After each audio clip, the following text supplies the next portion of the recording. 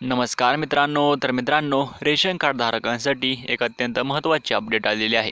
तर मित्रांनो, रेशन कार्डवर आता कन्फर्म पैसे मिळणार आहेत आणि मागील जो निर्णय होता की रेशन कार्डवर प्रति लाभार्थ्याला प्रतिमाह 150 रुपये देण्याचा, त्यामध्ये देखील आता वाढ करण्यात आलेली आहे।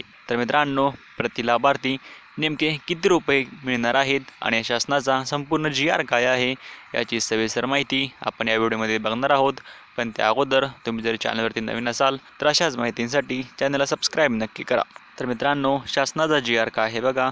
छत्रपती संभाजीनगर व अमरावती विभागातील सर्व तसेच नागपूर विभागातील वर्धा जिल्ह्यातील APL म्हणजेच केशरी शिधापत्रक शेतकऱ्यांना अन्नधान्याऐवजी थेट रोख रक्कम हस्तांतरण योजनेकरिता नवीन लेखाशीर्ष मंजूर करण्याबाबत त्यामध्ये काय माहिती आहे बघा। विभागाच्या दिनांक 28 फेब्रुवारी 2023च्या शासन निर्णयानुसार छत्रपती संभाजीनगर व अमरावती विभागातील सर्व तसेच नागपूर विभागातील वर्धा जिल्ह्यातील APL म्हणजेच केशरी शिधापत्रक शेतकऱ्यांना अन्नधान्याऐवजी थेट रोख रक्कम हस्तांतरण योजनेकरिता योजनेच्या लाभार्थ्यांना माहे जानेवारी 2023 पासून अन्नधान्याऐवजी प्रतिमाह प्रति लाभार्थी रुपये 150 इतक्या रोख रकमेच्या थेट हस्तांतरणाची योजना कार्यान्वित करण्यास मान्यता देण्यात आलेली आहे।